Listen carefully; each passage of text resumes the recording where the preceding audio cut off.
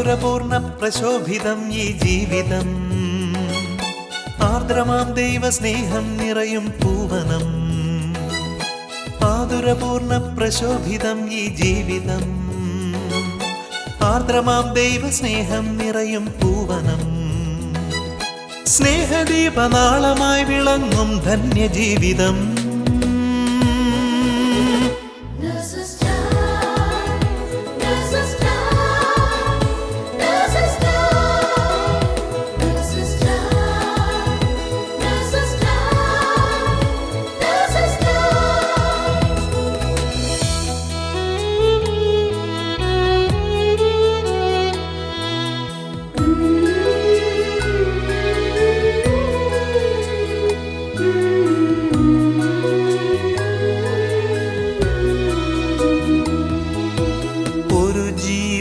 ഭൂവിൽ പിറക്കുമ്പോൾ ഇരു കൈയും നീട്ടി വാങ്ങുന്നീ മാലാഖമാർ.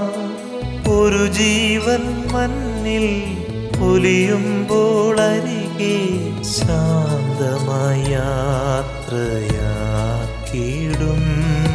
ഭൂവിലെ മാലാഖമാർ.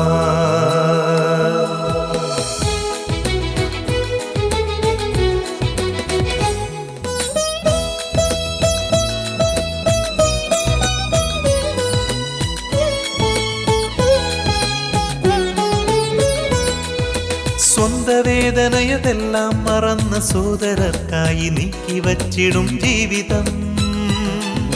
നൊന്തു നീറുന്ന ജീവിതങ്ങളെ കണ്ണീർ തുടച്ചു നൽകിടുന്നിവർ സാന്ത്വനം.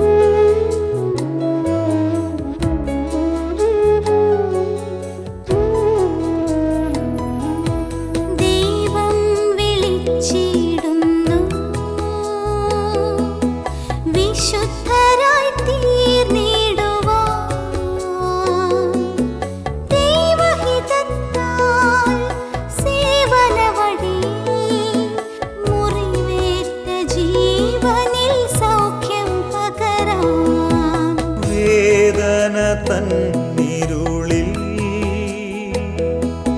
കാരുണ്യത്താരങ്ങളായി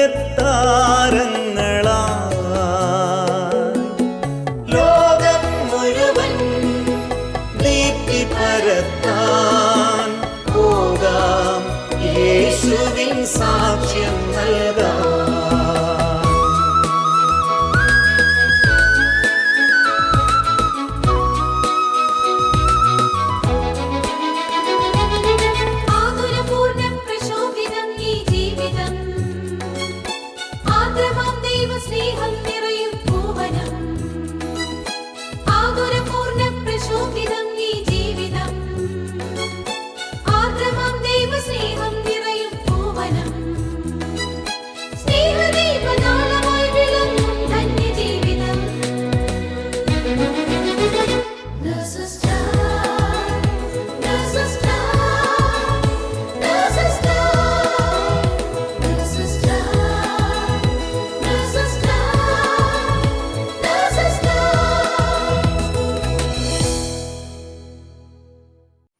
ഈശോ മിശിഹായിക്ക് സ്തുതിയായിരിക്കട്ടെ. ഓരോ നിമിഷവും നമ്മിലേക്ക് അനന്തമായ സ്നേഹവും കരുണയും ചൊരിയുന്ന ദൈവത്തിന് നന്ദി പറഞ്ഞുകൊണ്ട് ഇന്നത്തെ നഴ്സസ് ടൈമിലേക്ക് നിങ്ങളേവരെയും ഏറെ സ്നേഹത്തോടെ സ്വാഗതം ചെയ്യുന്നു. വിശുദ്ധ ഫൗസ്റ്റീനായോട് ഈശോ ഇപ്രകാരം പറയുന്നു: ശുദ്ധീകരണ ആത്മാക്കൾ അനുഭവിക്കുന്ന വേദനകൾ നീ അറിഞ്ഞിരുന്നെങ്കിൽ നീ നിന്റെ ആത്മാവിൻ്റെ ദാനങ്ങൾ അവർക്കായി നിരന്തരം സമർപ്പിച്ച് എൻ്റെ നീതി ആവശ്യപ്പെടുന്ന കടം വീട്ടുമായിരുന്നു എന്ന്. ഇന്ന് ഷാർജ നഴ്സസ് മിനിസ്ട്രിയിൽ നിന്നുള്ള നഴ്സുമാർ മരണത്തെ അഭിമുഖീകരിക്കുന്ന രോഗികൾക്ക് വേണ്ടി പ്രാർത്ഥിക്കേണ്ടതിൻ്റെ ആവശ്യകതയെപ്പറ്റി നമ്മോട് പറയുമ്പോൾ നമുക്കും അനേകം ആത്മാക്കളെ ഇതുപോലെ നേടാൻ ദൈവം നമ്മെ സഹായിക്കട്ടെ എന്ന് പ്രാർത്ഥിക്കാം.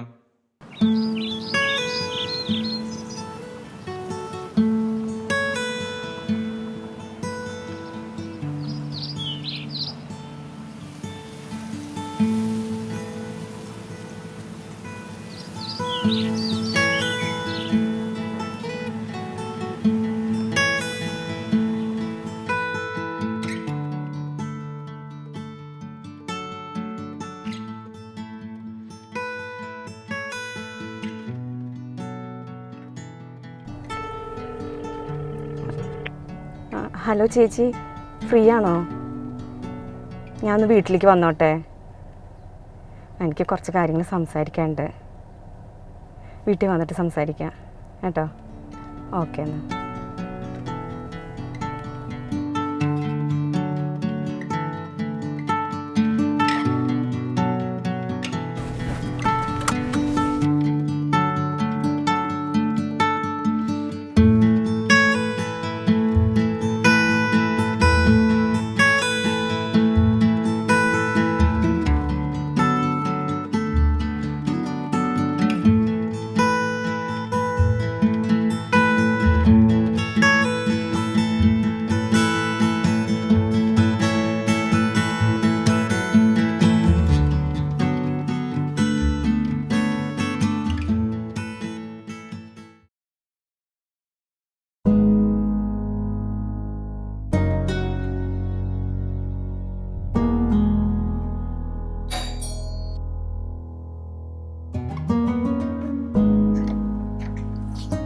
ജോഷി, ക്രൈസ്തലോ, കയറി വാ, ഇരിക്കി.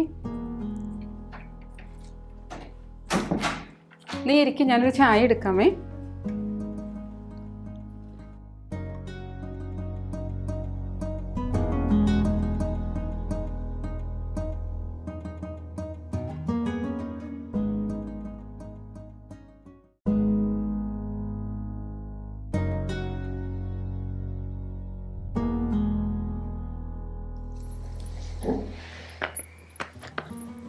ചായ കുടിക്കേ ജോഷി.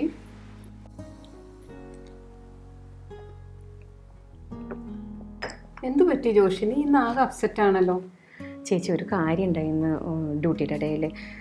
ഇന്ന് എനിക്ക് അസൈൻ ചെയ്ത് കിട്ടിയ പേഷ്യൻ്റ് ഒത്തിരി പ്രായമുള്ളൊരു അമ്മച്ചിയായിരുന്നു കേട്ടോ. അപ്പോൾ അമ്മച്ചിയുടെ കണ്ടീഷനൊക്കെ മക്കളോട് ഡോക്ടർ പറഞ്ഞതിന് ശേഷം ഞാൻ ഈ മക്കളോട് ചോദിച്ചു, അമ്മച്ചിക്ക് രോഗിലേപനം കൊടുക്കാനായിട്ട് ഇവിടെ ഞങ്ങളുടെ ഹോസ്പിറ്റലിൽ പെർമിഷൻ ഉണ്ട്, അപ്പോൾ അതൊക്കെ ഞാൻ അറേഞ്ച് ചെയ്യാനായിട്ട് സഹായിക്കണമെന്ന് അങ്ങനെ മക്കളോട് ചോദിച്ചു. വളരെ നല്ല കാര്യം. എന്നിട്ട് നിനക്ക് അറേഞ്ച് ചെയ്ത് കൊടുക്കാൻ പറ്റുമോ? എൻ്റെ ചേച്ചി അത് കേട്ട വഴിക്ക് മക്കൾ പറയാണ്, എൻ്റെ അമ്മച്ചിക്ക് അന്ത്യകൂദശ കൊടുക്കാൻ മാത്രം അമ്മച്ചി മരിക്കാറൊന്നായിട്ടില്ലല്ലോ എന്ന് ചോദിക്കുകയാണ് അവർ. എനിക്കത് ഒത്തിരി സങ്കടമായി. പിന്നീട് കുറച്ച് സമയത്തിന് ശേഷം അമ്മച്ചി ഹാർട്ട് അറ്റാക്ക് വന്ന് മരിച്ചു പോവുകയാണ് ചെയ്തത്. വിഷമിക്കേണ്ട ജോഷി. നമ്മുടെ നാട്ടിലെ ഭൂരിഭാഗം ജനത്തിൻ്റെയും ഒരു തെറ്റിദ്ധാരണയാണ് രോഗിലേപനം എന്നുള്ള കുദാശ അന്ത്യകുദാശയാണ്, മരിക്കുന്നതിന് തൊട്ട് മുൻപ് മാത്രം സ്വീകരിക്കേണ്ട ഒരു കുദാശയാന്നുള്ള ഒരു തെറ്റായ ധാരണ നമ്മുടെ നാട്ടിൽ ഒരുപാട് പേർക്കുണ്ട്. എനിക്ക് തോന്നുന്നത് ഈ അന്ത്യകൂദാശ എന്ന് കേട്ടപ്പോഴാണ് അവർക്ക് ആ ഒരു പേടി വന്നിട്ടായിരിക്കും അവർ മക്കളങ്ങനെ പറഞ്ഞത്. മക്കൾക്ക് അത് അക്സെപ്റ്റ് ചെയ്യാനുള്ള സ്വീകരിക്കാനുള്ള ഒരു ബുദ്ധിമുട്ട് അതാണെന്ന് തോന്നുന്നു. സാരല്ലേ ജോഷി, നിന്നെ കൊണ്ട് പറ്റുന്ന കാര്യം നീ ചെയ്തല്ലോ. ബാക്കി ഇപ്പം നമുക്ക് തമ്പുരാൻ്റെ കയ്യിലേക്ക് കൊടുക്കാം. രോഗീലേപനം എന്നുള്ള കൂദാശയും അതിൻ്റെ പ്രാധാന്യത്തെയും അതിലൂടെ ലഭിക്കുന്ന വരപ്രസാദത്തെക്കുറിച്ചൊക്കെ എല്ലാ വിശ്വാസികളും, പ്രത്യേകിച്ച് എല്ലാ നേഴ്സുമാരും അറിഞ്ഞിരിക്കേണ്ടത് വളരെ പ്രാധാന്യമുള്ളതാണ്. പണ്ട് കാലത്ത് ഈ കൂദാശ അറിയപ്പെട്ടിരുന്നത് അന്ത്യകുദാശ അല്ലെങ്കിൽ ഒടുക്കത്തെ ഒപ്രശുമ എന്നൊക്കെയാണ് അറിയപ്പെട്ടിരുന്നത്. രണ്ടാം വത്തിക്കാൻ സുനദോസിന്റെ കാലം മുതൽ ഈ കൂദാശ അറിയപ്പെടുന്നത് രോഗീലേപനം, അനോയിന്റിങ് ഓഫ് ദ സിക്ക് എന്നൊക്കെയാണ്. പക്ഷെ ഇന്നും കുറേ ആളുകളുടെ മനസ്സിൽ ഇത് അന്ത്യകുദാശ, മരണത്തിന് മുമ്പായിട്ട് മാത്രം സ്വീകരിക്കേണ്ട ഒരു കുദാശയാന്നുള്ള ഒരു തെറ്റായ ധാരണ ഒരുപാട് പേരുടെ മനസ്സിലുണ്ട്. ഇത് തന്നെയെന്ന് സംഭവിച്ചു ചേച്ചി. അമ്മച്ചിക്ക് രോഗീലേപനം കൊടുക്കട്ടെ എന്ന് പറഞ്ഞപ്പോൾ മക്കൾ ചോദിക്കുന്നത്, ഇത് അന്ത്യകൂദാശയല്ലേ, എൻ്റെ അമ്മച്ചി മരിക്കാറായിട്ടില്ലല്ലോ. ഒരു പേടി മക്കൾക്ക് വരാൻ ചെയ്തതെന്ന് തോന്നുന്നു. ശരിയാ, അപ്പസ്തോലന്മാരുടെ കാലഘട്ടത്തിൽ ഇതൊരു അനുഷ്ഠാന കർമ്മമായിട്ടാണ് ചെയ്തു പോന്നിരുന്നത്. മിസ്റ്റർ യാക്കോബിന്റെ ലേഖനം 5-ാം അധ്യായം 14-15 തിരുവചനത്തിൽ ഇപ്രകാരം പറയുന്നു: നിങ്ങളിൽ ആരെങ്കിലും രോഗിയാണെങ്കിൽ അവൻ സഭയിലെ ശ്രേഷ്ഠന്മാരെ വിളിക്കട്ടെ, കർത്താവിൻ്റെ നാമത്തിൽ അവർ തൈലാഭിഷേകം ചെയ്ത് അവന് വേണ്ടി പ്രാർത്ഥിക്കട്ടെ. വിശ്വാസത്തോടെയുള്ള പ്രാർത്ഥന രോഗിയെ സുഖപ്പെടുത്തും. കർത്താവ് അവനെ എഴുന്നേൽപ്പിക്കും. അവൻ പാപങ്ങൾ ചെയ്തിട്ടുണ്ടെങ്കിൽ അവിടെ നിന്ന് മാപ്പ് നൽകും. ഇന്ന് ഈ കൂദാശയിലൂടെ ഇത് സ്വീകരിക്കുന്ന വ്യക്തിയിലേക്ക് ഈ വചനത്തിൽ വാഗ്ദാനം ചെയ്തിട്ടുള്ള എല്ലാ പ്രോമിസുകളും ഈ കൃപാവരങ്ങളും ഈ രോഗിയിലേക്ക് ലഭിക്കുകയാണ്. ഇതിനെക്കുറിച്ച് എല്ലാവരും മനസ്സിലാക്കിയിരുന്നതെന്ന് ഞാൻ എപ്പോഴും പ്രാർത്ഥിക്കാറുണ്ട്. ചേച്ചി പല പ്രാവശ്യം നമ്മുടെ കൂട്ടായ്മയിൽ ഈ കൂദാശയെ കുറിച്ചും ഈ കൂദാശയുടെ ഫലങ്ങളെ കുറിച്ചൊക്കെ പറയുന്നത് ഞാൻ കേട്ടിട്ടുണ്ട്. ഈ കൂദാശയിലൂടെ ലഭിക്കുന്ന ഏറ്റവും പ്രധാനപ്പെട്ട വരപ്രസാദം ഈ സ്വീകരിക്കുന്ന വ്യക്തിക്ക് ഈശോയുടെ കുരിശുമരണത്തിനും പീഡാസഹനത്തിനും ഉത്ഥാനത്തിനും പങ്കുകാരായിക്കൊണ്ട് ഈശോയുടെ രക്ഷാകര കർമ്മത്തിൽ അവർ പങ്കാളികളാവുകയാണ്. അതോടൊപ്പം തന്നെ നമുക്കറിയാം, ഒരു രോഗത്തിൻ്റെ ആ സഹനം ഒരു ക്രിസ്തീയ സഹനമായിട്ട് സ്വീകരിച്ച് നമ്മളത് പീഡാസഹനത്തോട് ചേർത്ത് സഹിക്കുമ്പോൾ രക്ഷാകര പ്രവർത്തനത്തിലും കൂടി പങ്കാളികളാവുകയാണ്. ഏറ്റവും ഈ കൂദാശയിൽ മറഞ്ഞിരിക്കുന്ന ഒരു രഹസ്യമാണിത്. ഇതെല്ലാവർക്കും അറിയണമെന്ന് ഞാൻ എപ്പോഴും പ്രാർത്ഥിക്കാറുണ്ട്. അടുത്തതായിട്ട് നമുക്ക് ഈ കൂദാശയിലൂടെ ലഭിക്കുന്ന ഒരു കൃപ എന്ന് പറയുന്നത്, നമുക്ക് ആ രോഗത്തിൻ്റെ ക്ഷീണം, ബുദ്ധിമുട്ടുകൾ, ആ രോഗാവസ്ഥയിലുള്ള അതിനൊക്കെ തരണം ചെയ്യാനുള്ള വലിയ ധൈര്യവും ശക്തി, സമാധാനമൊക്കെ പരിശുദ്ധാത്മാവിൻ്റെ കൃപയാൽ രോഗിക്ക് ലഭിക്കുന്നുണ്ട്. ശരിയാ. ഈ കൂദാശ സ്വീകരിച്ച് കഴിയുമ്പോൾ ആ രോഗികളിലുള്ള പേടിയും ഭയമൊക്കെ മാറിപ്പോകുന്നത് കണ്ടിട്ടുണ്ട് ഞാൻ. തീർച്ചയായിട്ടും. അതുപോലെ തന്നെ അതിനോടൊപ്പം തന്നെ ദൈവം തീരുമാനിച്ചാകുന്ന പക്ഷം രോഗിക്ക് ശരീരത്തിനും കൂടി സൗഖ്യം ലഭിക്കുകയാണ്. ചേച്ചി ഇത് പറയുമ്പോൾ എനിക്കൊരു എക്സ്പീരിയൻസ് ഷെയർ ചെയ്യാനുണ്ട്. എനിക്ക് പരിചയമുള്ള ഒരാൾ കോവിഡായിട്ട് ഒത്തിരി സീരിയസ് ആയിട്ട് ICUലേക്ക് ഷിഫ്റ്റ് ചെയ്തു, വെൻറ്റിലേറ്ററിൽ ഇടാനായിട്ട്. അപ്പോൾ എന്നിട്ട് ഞങ്ങൾ അച്ഛനെ വിളിച്ചിട്ട് ആ ഹോസ്പിറ്റലിൽ രോഗീലേപനം കൊടുക്കാനുള്ള പെർമിഷൻ ഉണ്ട്, അച്ഛനെ കൊണ്ടുപോയി രോഗീലേപനം കൊടുക്കാനുള്ള പെർമിഷൻ ഉണ്ട്. അപ്പോൾ അച്ഛനെ വിളിച്ച് രോഗീലേപനം കൊടുത്തു. ആ ശുശ്രൂഷയിൽ എനിക്കും പങ്കെടുക്കാനായിട്ട് സാധിച്ചു. അങ്ങനെ രോഗീലേപനം കൊടുത്തതിന് ശേഷം ഈ രോഗി പിന്നെ പെട്ടെന്ന് തന്നെ രോഗി സൗഖ്യം പ്രാപിക്കുകയും അവിടുത്തെ നഴ്സുമാർ തന്നെ പറയുന്നുണ്ട് പെട്ടെന്നായിരുന്നു രോഗി സൗഖ്യം പ്രാപിച്ചതെന്നും അതിനുശേഷം ICUയിൽ നിന്ന് വാർഡിലേക്ക് മാറ്റി. ഇപ്പോൾ ആൾ പൂർണ്ണ ആരോഗ്യത്തോടെ സന്തോഷത്തോടെ ജീവിക്കുന്നു. ഇത് തന്നെയാണ് ഈ കൂദാശയുടെ ഏറ്റവും വലിയ മഹത്വം. ദൈവം തീരുമാനിച്ചാകുന്ന പക്ഷം രോഗിക്ക് ശരീരത്തിന് സൗഖ്യം ലഭിക്കുകയാണ്. അടുത്തതായിട്ട് ഈ കൂദാശയിൽ വാഗ്ദാനം ചെയ്യുന്നത്, നമ്മൾ വചനത്തിൽ കണ്ടതുപോലെ അവർ പാപങ്ങൾ ചെയ്തിട്ടുണ്ടെങ്കിൽ അവിടെ നിന്ന് മാപ്പ് നൽകും. അപ്പം പരിപൂർണമായൊരു പാപമോചനമാണ് ഈ കൂദാശ സ്വീകരിക്കുന്ന വ്യക്തിക്ക് ലഭിക്കുന്നത്. അതുകൊണ്ട് തന്നെ സുബോധത്തോടു കൂടി രോഗി ഈ കൂദാശ സ്വീകരിക്കുന്നത് ഒരുപാട് നല്ലതാണ്. നമ്മുടെ പാപങ്ങളെക്കുറിച്ച് അനുദപിച്ച് പശ്ചാത്തപിച്ച് നമ്മൾ കുമ്പസാരം നടത്തി രോഗീലേപനം എന്നുള്ള കൂദാശ സ്വീകരിച്ച് അതിനുശേഷം തിരുപ്പാതയ ദിവ്യകാരുണ്യം, നമ്മൾ അവസാനമായിട്ട് സ്വീകരിക്കുന്ന ദിവ്യകാരുണ്യത്തിൻ്റെ പേരാണ് തിരുപ്പാതയ ദിവ്യകാരുണ്യം. അതൊരു കടന്നുപോക്കാണ്. അതുകൂടിയാണ് ആകുമ്പോഴാണ് ഈ കൂദാശ പരിപൂർണമാവുന്നത്. പക്ഷേ ചേച്ചി, ഭൂരിഭാഗം പേരും ഈ കൂദാശ സ്വീകരിക്കുന്നത് അബോധാവസ്ഥയിലാണ്. ശരിയാ ജോഷി. നമുക്കൊക്കെ നമ്മുടെ മക്കളോട് പറഞ്ഞു വെക്കാം, നമുക്ക് അങ്ങനെ ആ ഒരു അവസ്ഥയിലേക്ക് എത്തുന്നതിന് മുന്നേ നമുക്ക് അതിനുവേണ്ടി പ്രാർത്ഥിക്കാം, പറഞ്ഞു വെക്കാം, ഈ കൂദാശകളൊക്കെ അറേഞ്ച് ചെയ്യാനും. അതുപോലെ തന്നെ ഈ ഒരു നമുക്ക് ചുറ്റുള്ളവരോടൊക്കെ ഇതിനെക്കുറിച്ച് പറഞ്ഞു കൊടുക്കാനൊക്കെ നമുക്ക് ഓരോരുത്തർക്കും സാധിക്കട്ടെ. ചേച്ചി, ഒരുപാട് പേർക്കുള്ളൊരു സംശയമാണ് ഇത്, ഈ കൂദാശ എത്ര പ്രാവശ്യം സ്വീകരിക്കാം അല്ലെങ്കിൽ എപ്പോഴൊക്കെ സ്വീകരിക്കാം എന്നുള്ളത്. ജോഷി, കത്തോലിക്ക സഭയുടെ മതബോധന ഗ്രന്ഥത്തിൽ ഇതിനെക്കുറിച്ചിട്ട് വിശദമായിട്ട് പറയുന്നുണ്ട്. 1499 ഖണ്ഡിക മുതൽ 1532 വരെ ഈ കൂദാശയെക്കുറിച്ചും ഇതിൻ്റെ ഫലങ്ങളെക്കുറിച്ചും പ്രാധാന്യത്തെക്കുറിച്ചും ഇതൊക്കെ എപ്പോഴൊക്കെ സ്വീകരിക്കാം എന്നുള്ളതൊക്കെ വളരെ വിശദമായിട്ട് പറയുന്നുണ്ട്. എത്ര തവണ വേണമെങ്കിലും നമുക്ക് ഈ കൂദാശ സ്വീകരിക്കാം. നമ്മൾ എന്തെങ്കിലും അസുഖത്താൽ ബുദ്ധിമുട്ടുമ്പോഴോ, അതുപോലെ തന്നെ വാർദ്ധക്യ സഹജമായ രോഗങ്ങൾ ഉണ്ടാകുമ്പോൾ, അതുപോലെ സർജറിക്കൊക്കെ പോകുന്നതിന് മുന്നോടിയായിട്ട് ഒരുക്കമായിട്ട് നമുക്ക് ഈ കൂദാശ സ്വീകരിക്കാൻ സാധിക്കും. എന്നോട് ഒരു സിസ്റ്റർ ഒരുപാട് തവണ രോഗീലേപനം എന്നുള്ള കൂദാശ സ്വീകരിച്ചൊരു സിസ്റ്റർ എന്നോട് ഷെയർ ചെയ്തൊരു കാര്യം ഞാനിപ്പോൾ ഓർക്കുകയാണ്. സിസ്റ്റർ ഒരുപാട് സഹനങ്ങൾ ജീവിതത്തിലുണ്ട്. പക്ഷേ ആ സഹനങ്ങളെല്ലാം ക്രിസ്തീയ സഹനങ്ങളായിട്ട് സന്തോഷത്തോടുകൂടി സഹിക്കുന്ന ഒരു സിസ്റ്ററാണ്. ഈ സിസ്റ്ററിന് വെർട്ടിബ്ര എല്ലാം റീകൺസ്ട്രക്റ്റീവ് ചെയ്തതാണ്. അപ്പം നമുക്കറിയാം 6 തവണ ഡിസ്കിന് തന്നെ സർജറി ചെയ്തിട്ടുണ്ട്. അസഖ്യമായ വേദനയാണ്. ശരീരത്തിൽ തിരിയുമ്പോഴും അനങ്ങുമ്പോഴും ഒക്കെ ഭയങ്കരമായിട്ടുള്ള വേദന സഹിക്കുന്ന സിസ്റ്ററാണ്. അപ്പോൾ സിസ്റ്റർ പറയുകയാണ്, രാത്രിയൊക്കെ ചില ദിവസം ഒരു മിനിറ്റ് പോലും ഉറങ്ങാൻ സാധിക്കാത്ത രാത്രികളിൽ പിറ്റേ ദിവസം പോയിട്ട് വൈദികനോട് രോഗീലേപനം എന്നുള്ള കൂദാശ ചോദിച്ചു വാങ്ങിക്കുന്നതായിട്ട്. അതിലൂടെ ആ ഒരു സഹനം, വേദനയൊക്കെ സഹിക്കാനുള്ള വലിയ ധൈര്യവും ശക്തിയും ഒക്കെ സിസ്റ്ററിന് കിട്ടുന്നതായിട്ട് എന്നോട് ഷെയർ ചെയ്തു. അപ്പം നമുക്ക് ഈ രോഗാവസ്ഥ അത് സഹിക്കാനുള്ള ശക്തിയൊക്കെ ഈ കൂദാശയിലൂടെ നമുക്ക് ലഭിക്കുകയാണ്. ചേച്ചി പറഞ്ഞല്ലോ ഈ സർജറിക്ക് മുമ്പൊക്കെ ആയിട്ട് നമുക്ക് ഈ രോഗീലേപനം സ്വീകരിക്കുക എന്നുള്ളത്. അപ്പം അങ്ങനെയൊക്കെ നമ്മൾ ചെന്ന് അച്ഛന്മാരോട് ചോദിച്ചു കഴിഞ്ഞാൽ അവർ തരാൻ വില്ലിങ് ആവോ? തീർച്ചയായും. രോഗീലേപനം എന്നുള്ള കുദാശ നമ്മൾ പ്രാർത്ഥന ചോദിച്ച് ചെല്ലുമ്പോൾ പോലും വൈദികർ സന്തോഷത്തോട് ചെയ്തു കൊടുക്കുന്ന ഒരു അനുഭവം ഞാൻ ഈ അടുത്ത കാലത്ത് കേട്ടു. ഒരു നേഴ്സാണ്, ഒരു യൂറോപ്യൻ രാജ്യത്താണ്. അവൾക്കൊരു യൂട്രസിലൊരു മുഴയുണ്ടെന്ന് സ്കാനിങ്ങിലൂടെ കണ്ടെത്തി. അപ്പോൾ നമുക്കറിയാം, പെട്ടെന്ന് ഒരു മുഴയുണ്ടെന്ന് കേൾക്കുമ്പോൾ നമ്മൾ നേഴ്സുമാർക്ക് ഭയങ്കര ടെൻഷനും പേടിയെല്ലാം ഉണ്ടാവും. ഒപ്പം പക്ഷെ അവൾ അച്ഛൻ്റെ അടുത്തോട്ട് പോയത് ഒരു വെഞ്ചരിക്കാൻ വേണ്ടിയിട്ടാണ് പോയത്.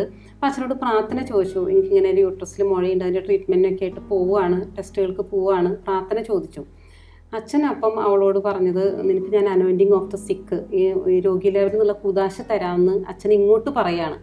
അങ്ങനെ ഈ കുദാശ സ്വീകരിക്കുകയും അവളെന്നോട് ഷെയർ ചെയ്തത്, ഇതിന് ശേഷം അവൾക്ക് അതുവരെ ഉണ്ടായിരുന്ന ആ രോഗത്തെക്കുറിച്ചിട്ടുണ്ടായിരുന്ന ആ ഒരു ഭയം, പേടി, അതെല്ലാം അവളിൽ നിന്ന് വിട്ടുപോവുകയാണ്. വലിയ സമാധാനം കൊണ്ട് നിറയും.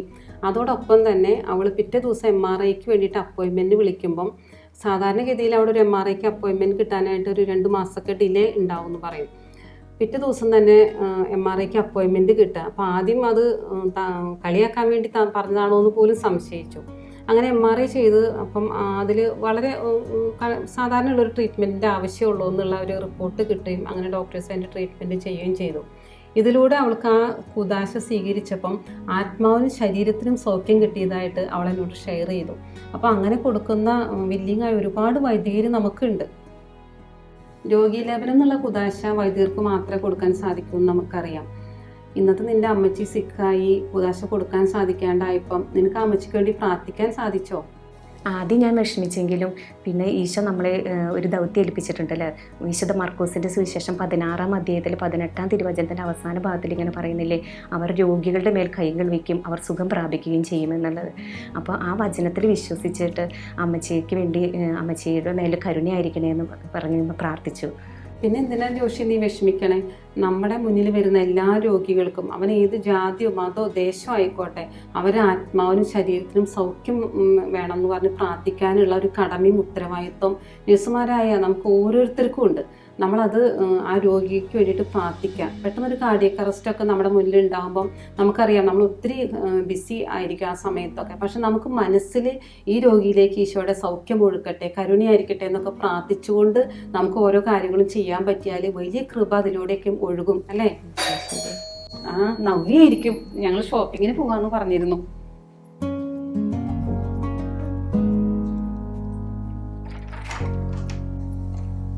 നവ്യ, പ്രൈസ്തലോട് വാ ഇരിക്കേ. ജോഷി ഇവിടെ ഉണ്ടോ? സുഖമായിട്ടിരിക്കണോ?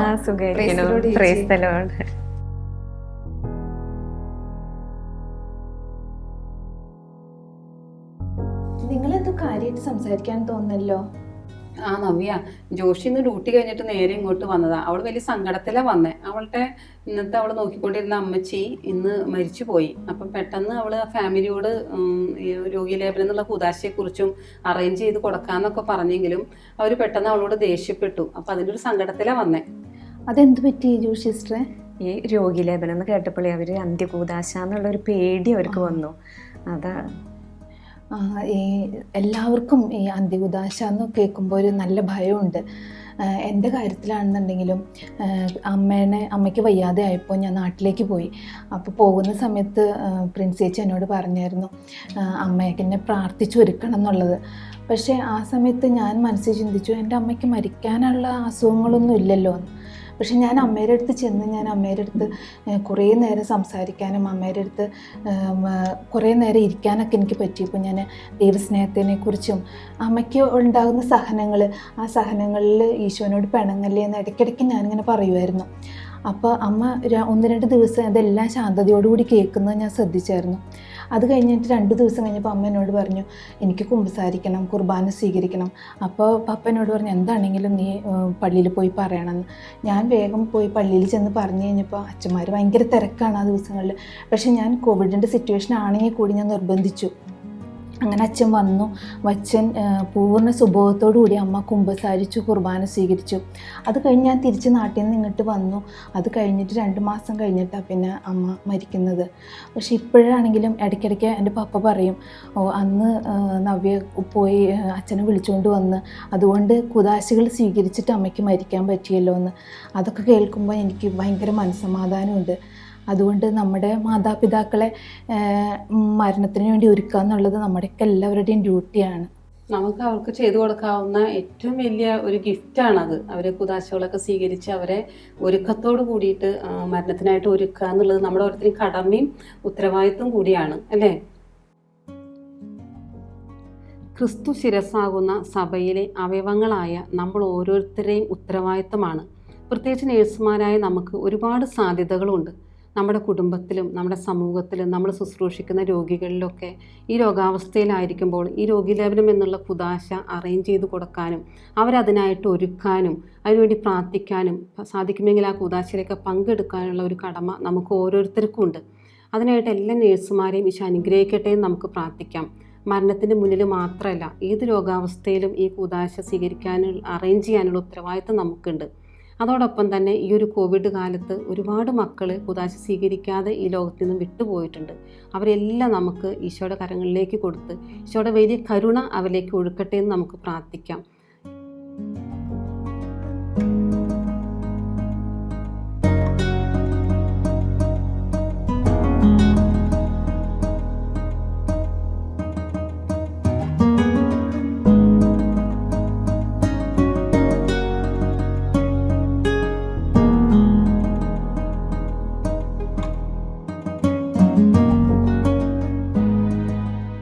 ഈ നഴ്സുമാരിലൂടെ രോഗീലേപനത്തിൻ്റെ മഹത്വത്തെപ്പറ്റിയും മരണാസന്നനായ രോഗിക്ക് വേണ്ടി പ്രാർത്ഥിക്കേണ്ടതിനെ പറ്റിയും നമുക്ക് അറിവ് തന്ന ദൈവത്തിന് നമുക്ക് നന്ദി പറയാം.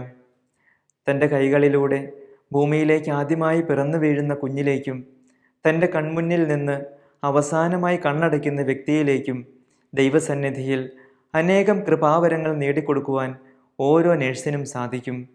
അങ്ങനെ നമ്മുടെ വിധി ദിവസം അനേകം ആത്മാക്കളുടെ കൈപിടിച്ച് ദൈവസന്നിധിയിലേക്ക് നടന്നെടുക്കുവാൻ നമുക്കും സാധിക്കട്ടെ.